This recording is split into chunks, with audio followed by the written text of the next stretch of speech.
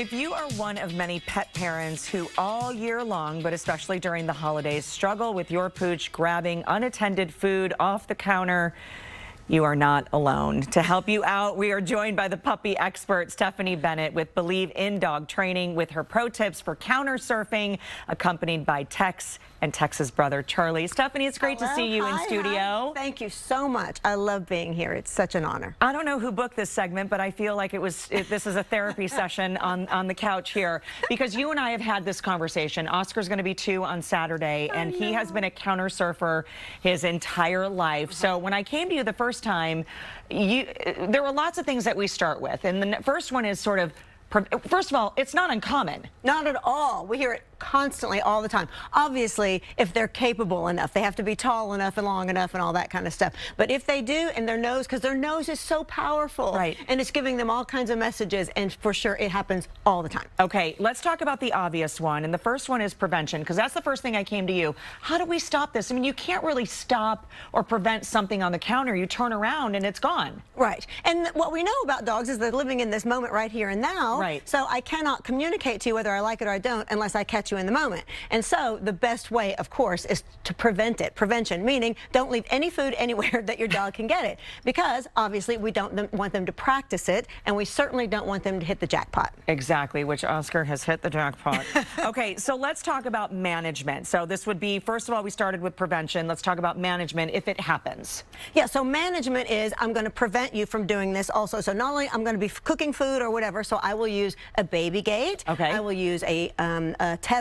I can use a leash, anything, a pen, exercise pen, crate, all those kinds of things that we can use. So we're just managing it, preventing you again from practicing it and hitting the jackpot. But you still get to be around us, right? But that's just one less step that I have to actually teach you to do something different. But you're here, I'm just preventing you from me turning my back and then you getting it. Okay, the old saying goes, you can't teach an old dog new tricks. Not so true. Can we still train an old dog who's used to doing something like this? 100%. The only thing is that the longer I've been practicing any behavior and the more I've been reinforced for it, then maybe it might be a little bit more difficult for me to learn a different behavior to replace that behavior. Because no matter what, if we have gone to the slot machine, if you've ever won at the slot machine, you start drooling. You start drooling, yes. And now every single time you pass a slot machine, you're like, I wonder if I should try that again. Right, yeah. Right. The sensory sort of goes off, right? Okay, let's talk about, this is step 3, is train in incompatible behavior. So what does that mean? You're talking about basically boundaries again, right? That's right. So train, our whole philosophy, as you know, is redirection. Right. So if I don't want you to do something, I'm going to train you to tell you what it is I do want you to do.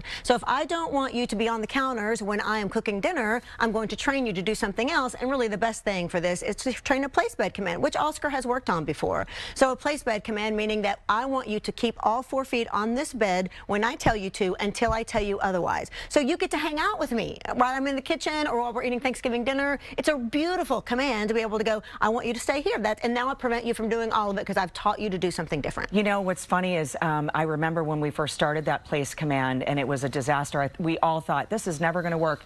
And it has. He places for his food, for dinner. So he has gotten, and when you see the success of this, it can happen. Yes. It can. Baby you can train steps. them. It always has to be. But we can't go to college from elementary school.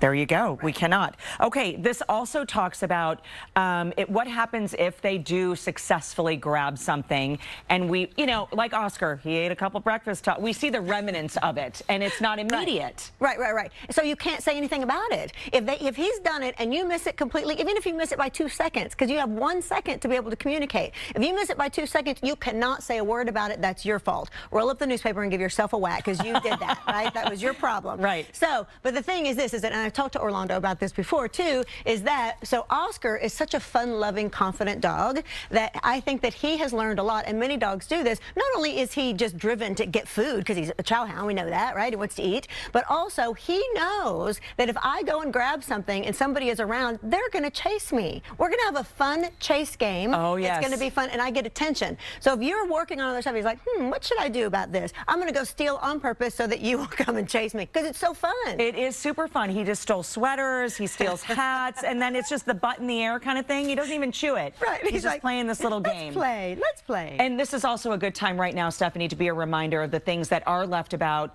for our dogs can be very hazardous during the holidays. For sure, for sure. And so if they do get something that is dangerous and they ingest it, then absolutely, you got to call the vet, you got to call poison control, wherever it is, you got to do something about that quickly. But training, and Yes. repetitive is the key to having our happy puppy. And consistency.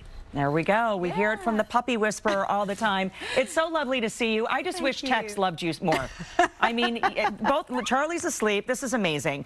To connect with Stephanie, head over to the Scene on Houston Live section of our website. Happy Thanksgiving to you, my friend. Happy Thanksgiving. Thank you. Great to see you. We're going to check in with Joe, who is live at Autorama this afternoon. Hey, Joe, did you find one to take for a ride?